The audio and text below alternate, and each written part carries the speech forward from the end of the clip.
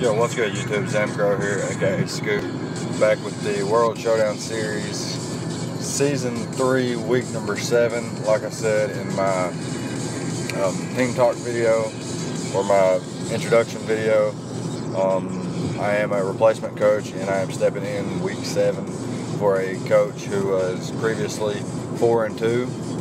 So we will be inheriting a 4-2 record going into Week 7.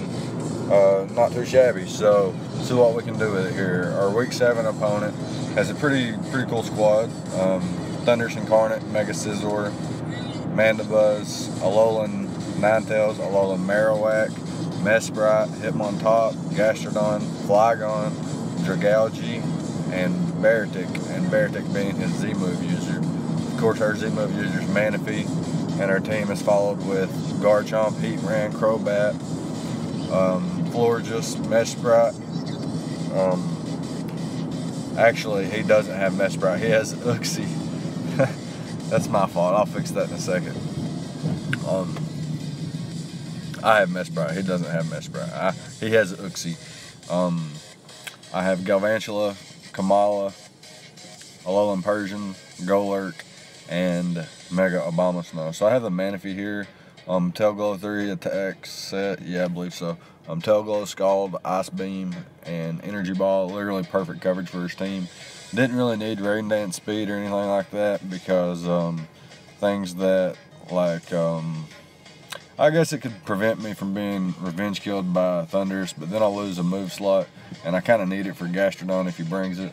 It's a decent check to Manaphy, especially if you can if Manaphy doesn't have an Energy Ball, but I do. So anyways, like I said, 3 attacks and Tail Glow. Max speed, so I can speed tie with what? Oh, with the Flygon. That's it. I have a. Well, we'll get into the EVs in here in a second. So I have a very let's just hop into it. It'll be a lot easier to explain this way. Like I said, Manaphy leftovers, 128 EVs and special attack, allows me to 2-hit KO the likes of especially defensive Mandibuzz, Alolan Ninetales, Gastrodon. Even at +3 after Tail Glow, even with a Rendo Berry, it's doing like 80%, so that's pretty wild. Manaphy is really just really good against his team in general. Can take hits from almost anything except for Thunderous, which is really good. Yeah, basically can take any 2 hits besides a hit from Thunderous. It's a pretty good check to Scizor. Scizor can't really do much to me, and I can burn it with Scald potentially. Same thing for Mandibuzz, potentially getting burned by Scald or knocked out by the Ice Beam, or frozen by the Ice Beam as well.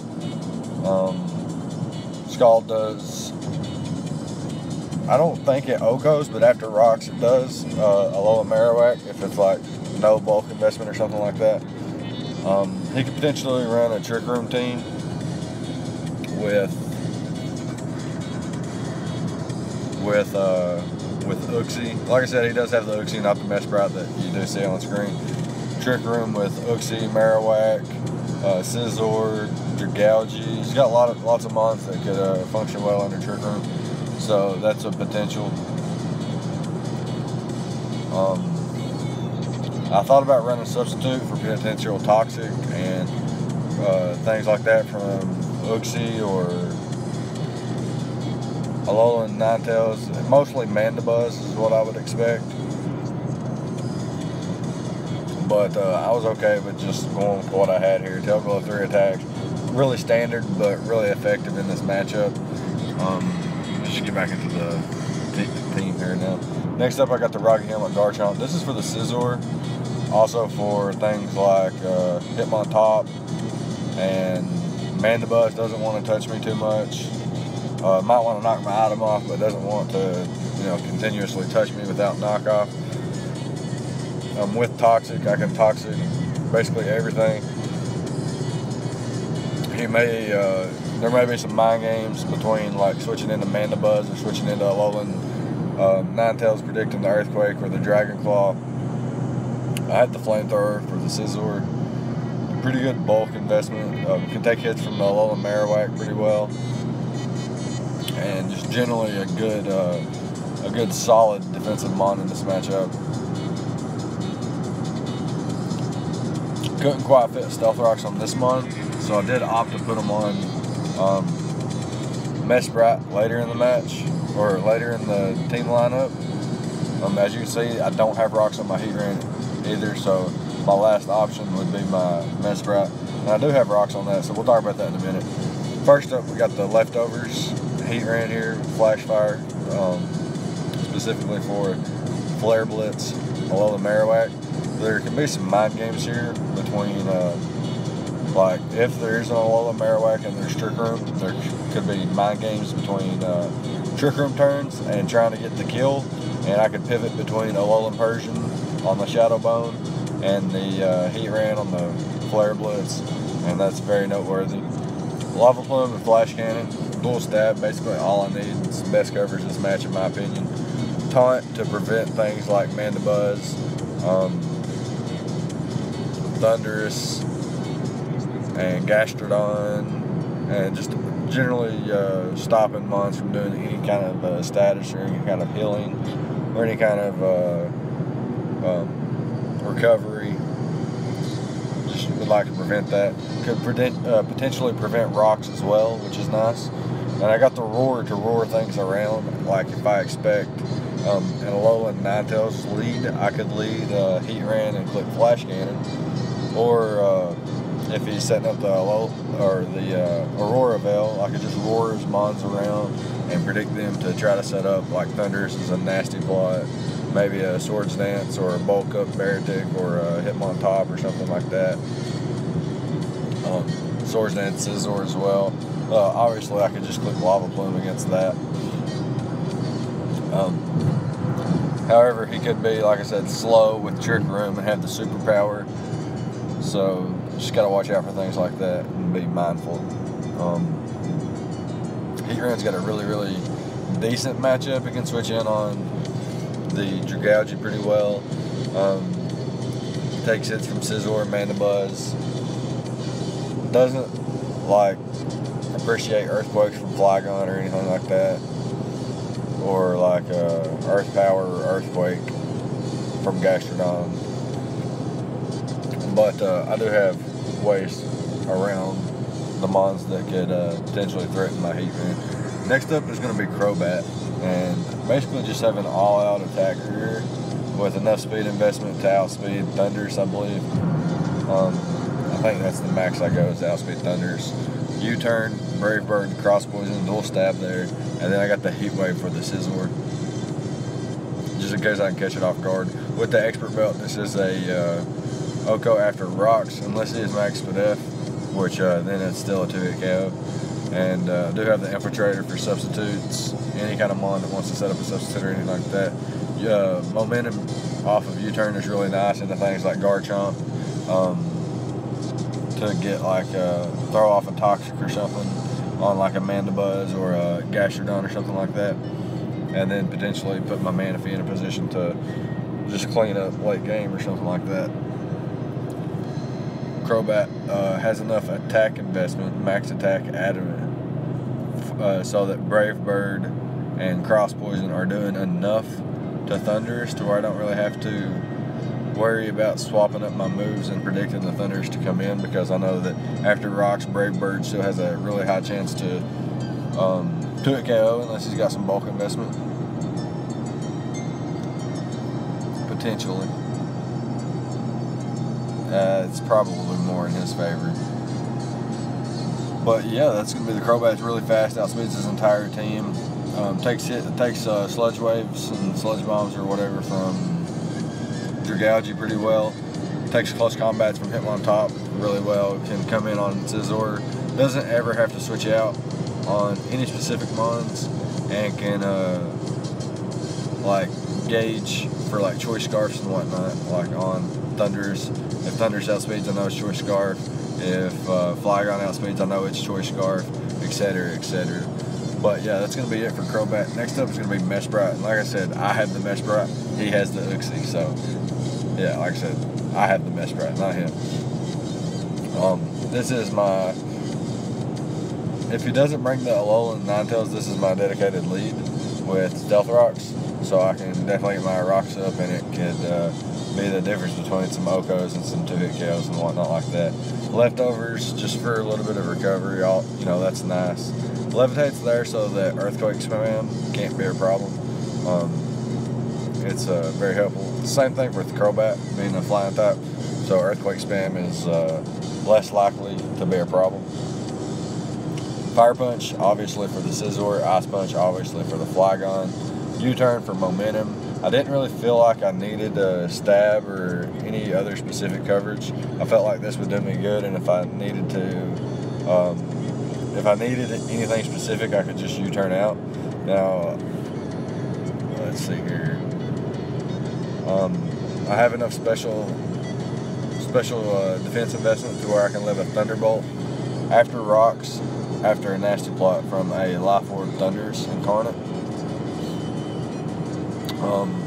I can also take Dracos and Sludge Waves pretty well from Dragalge, as well as being able to comfortably switch in on Gastrodon and set up my rocks and then U-turn out accordingly, catching momentum anytime I can U-turn out on a switch or something like that, or to potentially just get a slow U-turn off and get something like Thunders into something like my Crobat, or potentially a Alolan Persian depending on his HP left, his remaining HP.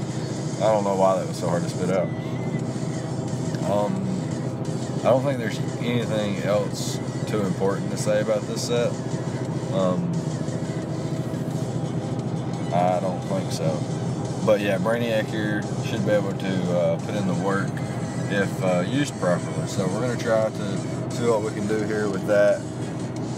And last but not least, we have the Prince himself, the Alolan Persian, with the Foul Play, Parting Shot, Taunt, and Toxic, with the Aguav Berry and Fur Coat. Fur Coat, obviously, there to double my defense. I have enough speed investment to outspeed Thunders Incarnate, I do believe. Foul Play is really nice. It allows me to pick up Okos on a Flygon that Dragon Danced. It does significant damage to a Swords Dancing Scizor, and I am faster, and Bullet Punch can't knock me out.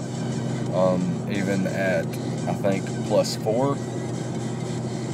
I don't think Bullet Punch can knock me out.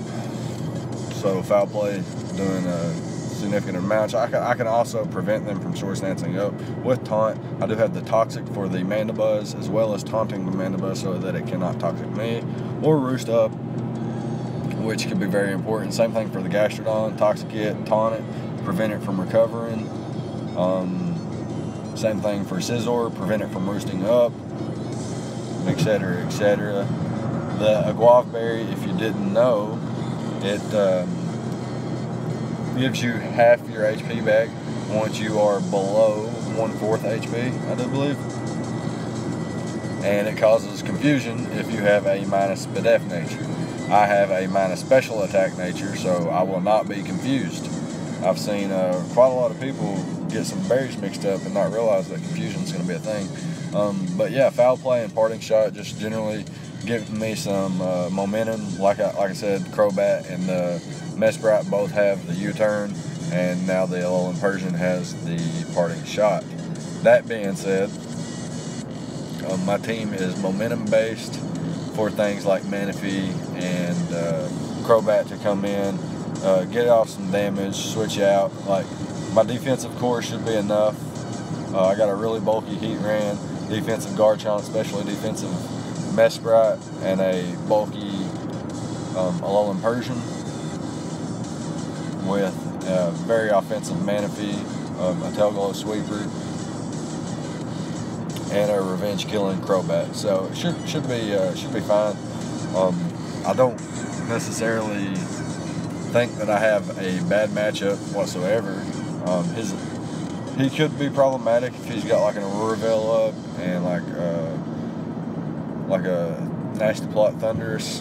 That could be problematic. But other than that, I'm not seeing too many problems that I could have.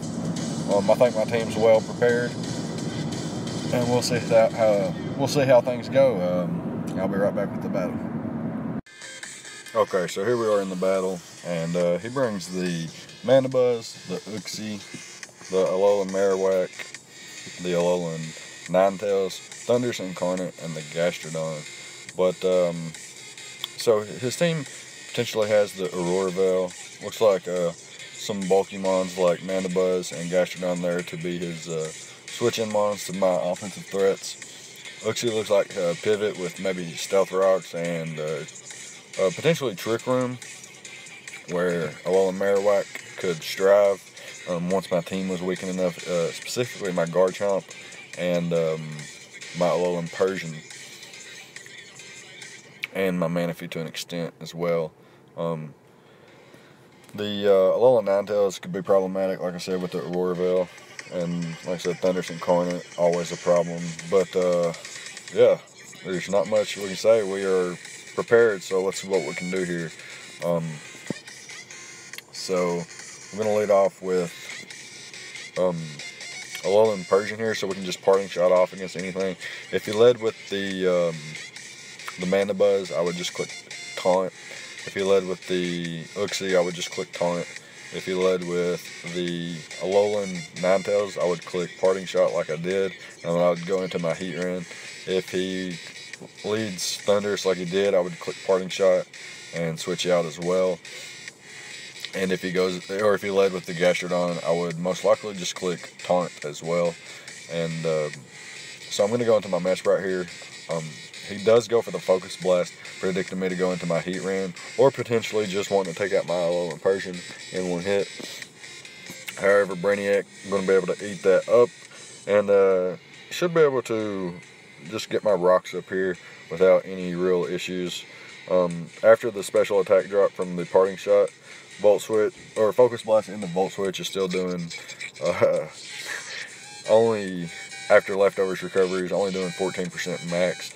He brings in his Uxie here, and I'm just going to U-turn out. He could potentially get his rocks up, and he reveals Rocky Helmet. So, not bad, I guess. And he goes for the Trick Room here. So, immediately going for the Trick Room. And then goes for the U-turn, revealing that he is most definitely slower than my Heatran, which makes sense since I am max speed. Going to go for the Lava Plume here. And I get the burn on the Gastrodon, which is really, really unfortunate for my opponent. As if he has an Earthquake, now my Manaphy is just waiting to set up on this thing. So I'm not really fearing anything here whatsoever. And I can click anything I want here. I'm going to click the Tail Glow as he goes for the Earth Power. And my opponent could actually have the Rindo Berry here. And he could also have the Clear Smog. So I'm going to go for another Tail Glow. So if he does have the Clear Smog, he's going to get this Clear Smog off, remove my stat changes, and I'll be able to get another Tail Glow up. Essentially meaning that he doesn't get the Clear Smog off, and Trick Room will vanish the following turn. And he'll be in range of Energy Ball even if he is Rindo Berry. So it's a very important turn here, because he is going to remove my stats with Clear Smog, and I'm going to Tail Glow right back up. And like I said, he is in range of Energy Ball even with a Rindo Berry, and he does have the Rindo Berry. So he's going to go down there. And Manaphy just sitting in a great position here. He has to revenge kill me with Thundurus. And unfortunately, I changed from Wakan Berry to leftovers for the match. So a little bit unfortunate there. He's going to go for the Volt Switch here. And I'm going to switch into my Garchomp, predicting the Thunderbolt.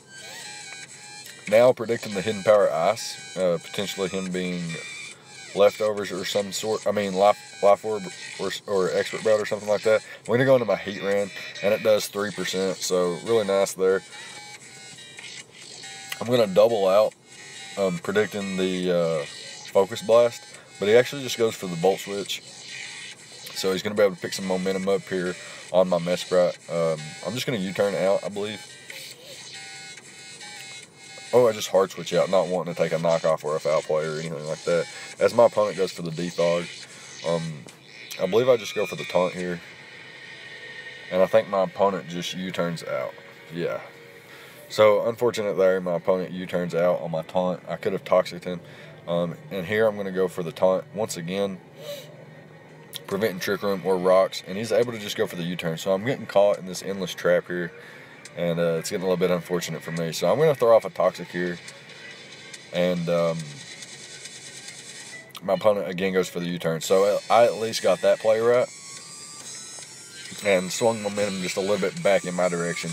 I go for the toxic here on the Uxie as well, and he actually he makes the right play. Instead of going for U-turn, he goes for the stealth rocks here, predicting me to not fall for the not taunt again, falling for a status. But he does just that, goes for the status move and gets his rocks up. So really fortunate for my opponent there. However, I'm going to go for another toxic here, and my opponent now goes for the U-turn. The good thing is I'm close to being in range for my Aguaf berry to pop. So I'm actually going to just taunt right here, I do believe, as the Mandibuzz stays in and just goes for the U-turn, activate my Aguaf berry, as well as just getting momentum back in his direction. Not too big of a deal, as I'm going to finally just parting shot out here and get a Alolan Persian off the field, because I need it in the back for the Alolan Marowak. So here, my opponent U-turns out again, and he's finally going to catch this Rough Skin and Rocky Helmet from my Garchomp. And he goes into his Alolan Ninetales, and he knows that I'm Rocky Helmet. So he knows he outspeed here, and he knows he just has a free Blizzard. I'm going to go into my Heatran here, and he goes for the Aurora Veil. So interestingly enough, doesn't go for the knockout on my Garchomp. And I'm going to go for the Flash Cannon, and he goes into his Alolan Marowak. And this is kind of problematic for me. I'm going to hard switch out into my Garchomp and see how much damage I take as he goes for the Shadow Bone, and it's going to be a 2-hit KO. Luckily, he is not under Trick Room at this moment, so I can go for Earthquake or Dragon Claw. And I'm just going to click Earthquake, predicting, you know, the Marowak to stay in or the Alolan Ninetales to come in. Didn't really need to predict anything because the Aurora Veil was up anyway. And now the Mandibuzz goes for the Foul Play, and I live on 5%, meaning he's going to have to take a little bit of extra damage, which is really nice for me. I'm actually going to save my Garchomp here, predicting the Roost, go into my Mesprit, and I can just U-turn out and waste another turn of Aurora Veil, as well as getting a little bit of leftovers back, but I think it was negated by the Stealth Rock damage I took when they come in. So I get my rocks back up as he U-turns out. So now he's going to have to defog again later in the match if he wants the rocks gone. And he brings his Uxie in here. So what I really don't want is for him to be able to get his Trick Room up. I'm going to go for the U-turn here, hoping I can get the knockout. But with the Aurora Veil, I'm just shy. Perhaps if he didn't have the Aurora Veil up, the U-turn would have got the knockout there. I'm going to sack off my Garchomp as he actually gets his Trick Room up, and the Toxic knocks him out. So he's going to get all of his Trick Room turns here, which is really good for him. And I'm going to bring my Alolan Persian in, and then I'm going to switch out into my Heatran, predicting the Flare Blitz. And I get the first turn right, so I waste one turn of Trick Room there. So really fortunate for me. Here I'm going to switch right back out into my Mesprit. It's essentially useless here at this point. He does go for the Shadow Bone. He's got 2 turns of Trick Room left. And I'm going to switch out once again, hoping that he doesn't try to make a play. And he doesn't. He goes for the Shadow Bone as expected. And the Alolan Persian eats it right up, wasting all 4 turns of Trick Room. Now I'm back in a position to where I can take back control of the game potentially. I bring my Manaphy in and go for the Scald, knocks out the Alolan Marowak, and here at this point I have no reason to really save Manaphy, and he goes for the Volt Switch there, easily knocking us out. And here, basically I didn't really care what he went into, because I could just go into Heatran and just click Taunt, or if he goes into the Aurora Velmon, the Alolan Ninetales, I could just click Roar and just roar all of his Mons around, you know, indefinitely. I just taunt his Mandibuzz here so he can't roost up, and I can then just click the Lava Plume. Well, actually, just click Roar, actually. That makes sense because all of his mons are taking 25%. So just clicking Roar is really nice. I do have enough HP investment to take little to none from any kind of hidden power besides hidden power ground, but that obviously wasn't hidden power ground. Flash cannon, easily able to knock out the Alolan Ninetales, being 4 times effective. He's going to bring in his Mandibuzz as I taunt him, prevent him from roosting up, and he actually just goes for the foul play, which was the better play, I think, because I think probably Lava Plume would knock him out of this range, and maybe Flash Cannon too. However, he is going to be in range of Brave Bird from a Adamant Max Attack Crobat, and now he has Thundurus, comes in on rocks, takes another 25%, and is now in range of Crobat. And we had learned earlier that he wasn't Choice Scarfed, so Crobat going to be able to pick up the kill there and snag the nice 1-0 victory in a very close game against the Nerdy Steve. So yeah, shout outs to him for a great game, really well played, and yeah, that's going to be it. So let me know if you enjoyed the battle and prep and whatnot. Let me know what your favorite part of the battle was, all the good stuff, and I'll see you guys next time. Don't forget to like, comment, and subscribe, and yeah, I'll see you guys next time. Thank you for watching.